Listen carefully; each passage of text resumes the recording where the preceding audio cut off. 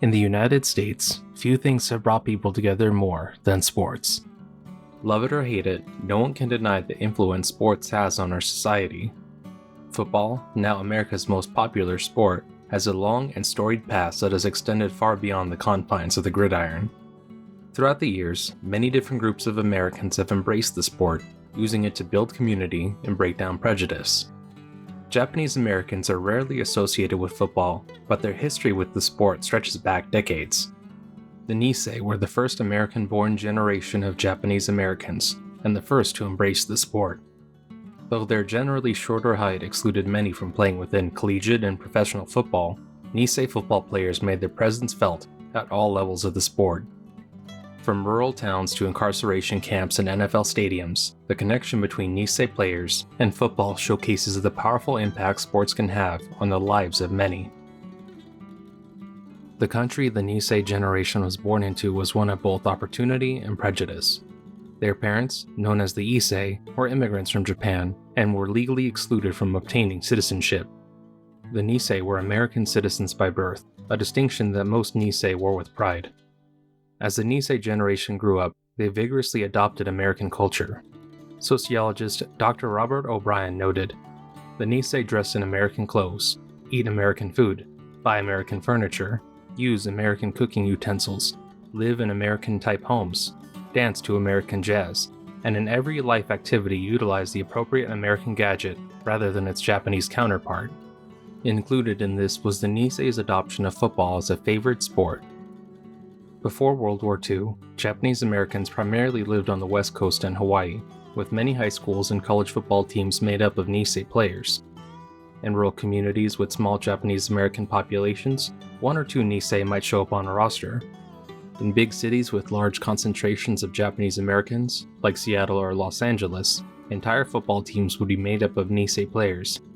No matter how many were on a single team, Nisei players not only represented their respective teams, they represented the Japanese American community at large. Even though many Nisei proved themselves in the field and earned acclaim from their white counterparts, discrimination was still an uncomfortable reality they faced. Though racism limited the opportunities afforded to the Nisei generation, stepping onto a football field helped to erode local prejudice. Much like today, height played a significant role in how athletes were evaluated. Japanese Americans were typically shorter than their white counterparts, so many coaches overlooked Nisei players and wrote off their potential. Nevertheless, many Nisei did receive opportunities to show off their talents and impress their critics. California's Imperial Valley was home to many Japanese Americans and was a hotbed of Nisei football stars. Many Nisei players emerged from the valley and easily disproved the idea that shorter players were less talented.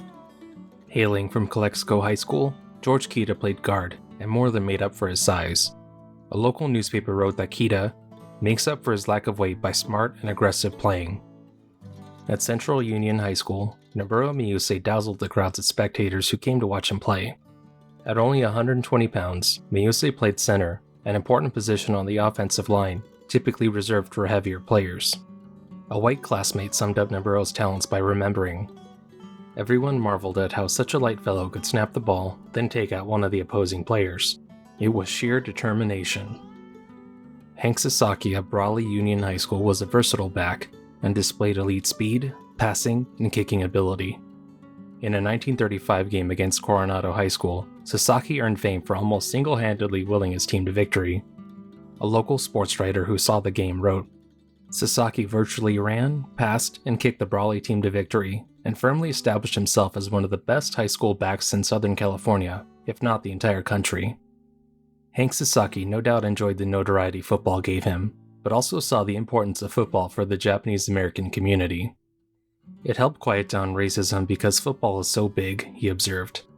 While football helped to break down walls, Sasaki was also quick to mention a simpler reason why the sport was so beloved when he exclaimed, "We played for the pure enjoyment of the game." Though most Nisei men only ever played high school football, more than a few were able to play at the college level. Talented players like Hank Sasaki and George Kita were able to take their talents to schools like USC and San Diego State College respectively. California wasn't the only state boasting Nisei college stars. In Oregon, Portland's Jack Yoshihara played for the Oregon State Beavers during the fateful 1941 season. Jack Yoshihara was a Japanese American who had been born in Japan but immigrated to the US with his family at the age of 3. Jack loved sports and excelled in judo, kendo, and sumo before focusing on football. At 5'10" and 205 pounds, Yoshihara was big compared to other Nisei, but was average size by football standards. After graduating from a Portland area high school, he earned his scholarship to play football at Oregon State College in 1940. He played on the freshman team in his first season and joined the varsity team in 1941 as a sophomore. Jack's contributions were small during the season, but the Beavers proved to be a team of destiny. The Beavers continued to win game after game, eventually securing the Pacific Coast Conference title and a trip to the Rose Bowl to play against Duke University. Portland's Japantown was ecstatic that Yoshihara would be playing in the big game. However, their joy was short-lived. As the teams practiced and prepared for the contest in Pasadena, a Japanese attack on Pearl Harbor took place on December 7, 1941. After the attack on Pearl Harbor, life for all Japanese Americans was irreversibly changed. While football had been a refuge to many, Nisei men could no longer find solace even on the football field. Fears of another Japanese raid meant that the Rose Bowl game would be played in Durham, North Carolina, rather than Pasadena, California. Despite the move, a price still needed to be paid by Jack Yoshihara. In mid-December, Jack was practicing with the team in Corvallis when head coach Lon Steiner was approached by FBI agents. They demanded to speak to Yoshihara, and after a tense round of questioning, they informed him that his freedom of movement had been restricted, and he would be unable to travel with his team. As news of Yoshihara's travel restrictions got out, the Oregon State student body and his teammates angrily protested. Their anger fell on deaf ears, and Jack Yoshihara was only allowed to bid his teammates goodbye as they left on a train bound for North Carolina on December 19th. In the years that followed, one of Jack's teammates stated, "Nobody felt that Jack was a subversive threat. He was an American. My heritage was German. Nobody discriminated against me." The fate of Jack Yoshihara mirrored that of many Japanese Americans after Pearl Harbor, as restrictions were soon followed by incarceration. Over 110,000 Japanese Americans on the West Coast were forcibly removed and taken to incarceration camps across the country. Though they had lost everything and faced an uncertain future far from home, Japanese Americans displayed resilience in the face of unimaginable grief. Taken far from home and surrounded by barbed wire, Japanese Americans found comfort and strength in a familiar game. As Japanese Americans were removed from their homes on the West Coast, they were sent to live in incarceration camps scattered throughout the rural and underdeveloped parts of the country. There were 10 different camps, which included the dusty Camp Minidoka in southern Idaho, Gila River, located in the deserts of Arizona, and Camp Rower, built on a swampy stretch of land in Arkansas. The accommodations within the camps were very Spartan, but the Japanese American communities worked to create spaces they could call their own. Included in this effort was the creation of teams for various sports and facilities to host games. While building rudimentary fields proved to be relatively simple, organizing teams and scheduling opponents were consistent challenges. The War Relocation Authority, which was in charge of the camps, did not provide funds for securing equipment. This meant that the responsibility of fundraising fell upon the Japanese American communities and camp educators. It was not until the fall of 1943 that the first seasons of organized high school football were played. Though sports did not solve many of the issues surrounding incarceration, they played a vital role in building solidarity and easing the doldrums of camp life. For the players themselves, football had its own special meaning. When writing about the Topaz High School football team at Topaz Incarceration Camp in Utah, author Christopher Kamrani explained, "There was an element of great pride the Nisei student-athletes took in wanting to prove themselves, even as incarcerated internees. Football was viewed as a way for them to establish their own mettle against nearby programs that outweighed them by more than 20 pounds per man. They had hip-greased hairstyles, and tight white t-shirts tucked into their pants, just like every other American teenager." High school football teams brought it up at various camps, but the story of the Eagles at the Heart Mountain Incarceration Camp is particularly noteworthy. The Heart Mountain Incarceration Camp was located near Cody, Wyoming, and was mostly made up of Japanese Americans from California. Intramural sporting contests were the only ones offered when the camp first opened, but eventually shifted to games against nearby high schools. The fall 1943 season was the first in which Heart Mountain High School played against other schools. Ray Thompson, a former star athlete at the University of Wyoming, became the team's head coach. Coach Thompson had his work cut out for him, as only 40 boys showed up to the first practice. Most of these boys had never even played high school football, with only 3 ever having done so before. The football field at Heart Mountain was also lacking. There was no grass to soften any falls, and students had to pick rocks and stones off the dirt playing field. Additionally, there were no grandstands for attendees to sit on. Nevertheless, the boys of Heart Mountain gave their friends and family something to be proud about while being far from home. As Heart Mountain readied itself for its first game, they were slated to take on the Worland High School Warriors, a team that employed a heavy, run-centered offense and also significantly outweighed them. Coach Thompson was a savvy tactician and employed single and double wingback formations, which relied on the Eagles' speed rather than brute strength. The game was scoreless until a pass from quarterback Babe Nomura found a receiver in the end zone, scoring a touchdown with only a few minutes left. The Eagles held on, earning a 7-0 victory and also confidence in their ability to win. After routing Carbon County 25-0 and winning a 6-0 contest against Lavelle, the Eagles had fully realized their talents. They shut out every opponent they faced and gained confidence in their ability to beat anyone they played against. Unfortunately for the boys of Heart Mountain, they were unable to schedule any new opponents. The season ended with an all-star game against newly arrived inmates from Tule Lake and men older than high school age. Even though they faced larger, more experienced opponents, the Eagles earned a 7-6 victory to cap off a remarkable season. The lead-up to the 1944 season presented its own set of problems for the Heart Mountain camp. In January 1944, the War Department changed its policy regarding Nisei soldiers. The year prior, segregated units made up of Nisei were created and deployed in Europe. They hoped to gain additional manpower by recruiting volunteers, even from within the incarceration camps. Needless to say, this tactic failed miserably, leading to the War Department including Nisei men in the draft.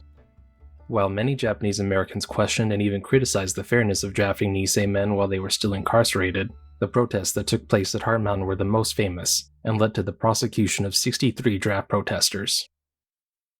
The Eagles themselves faced difficulty as the season approached. Every player who had experience playing high school football before coming to Heart Mountain had left.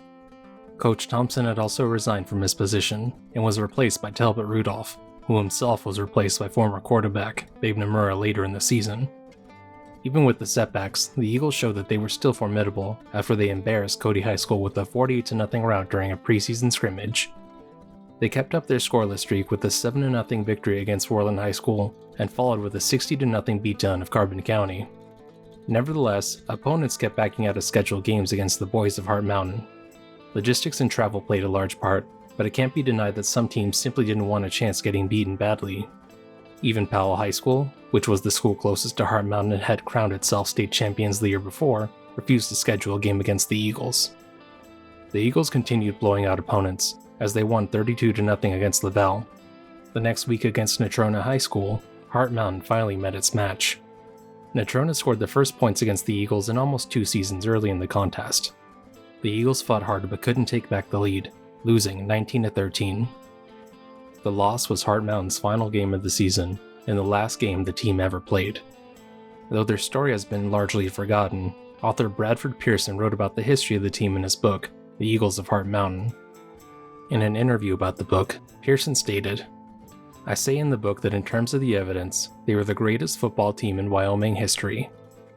Though this statement is controversial due to the low number of games played, Pearson stands firmly behind the Eagles. I think about the conditions they endured, having to live constantly under guard, a giant fence, barbed wire. It's impossible to think of a team in that state, or most places in the country, could experience these sort of difficulties on a day-to-day basis and still walk out dominating other teams. The story of Japanese Americans on the West Coast is fairly well known, but less well known is the experience of Japanese Americans on Hawaii. Hawaii's population featured a significant number of people of Japanese descent, which made incarceration on a mass scale impossible. Instead, Hawaii was placed under martial law until 1944.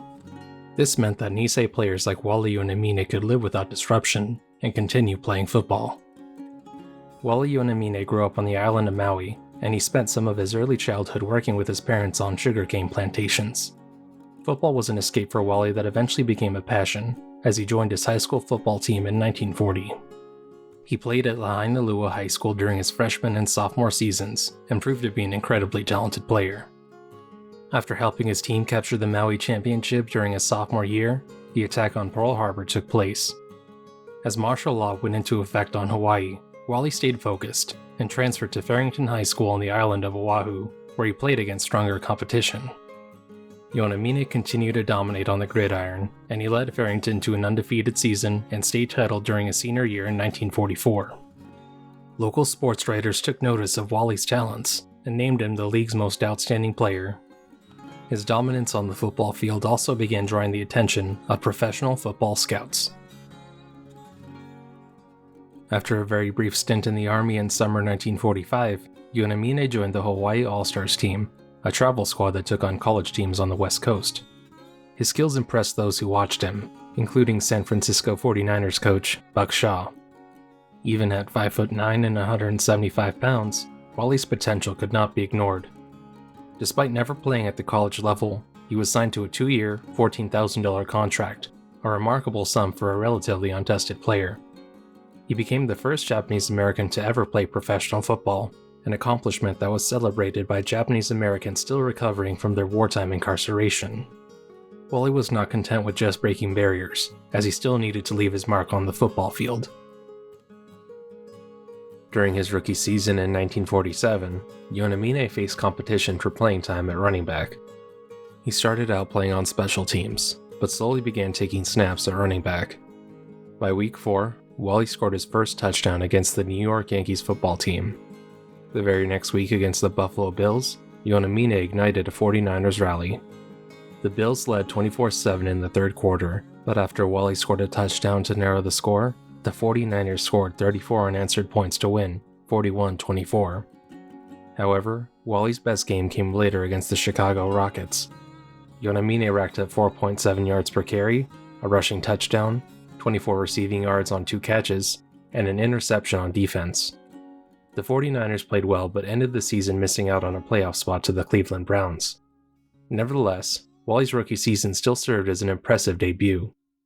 Unfortunately for Yonamine, his first season was the peak of his career. During the offseason, Wally fractured a bone in his left hand while he was playing baseball. The injury was bad, but the timing was worse, as the 49ers signed Joe Perry to the roster. Perry quickly showed off his amazing talent, and was later elected to the Pro Football Hall of Fame after 14 seasons in the league.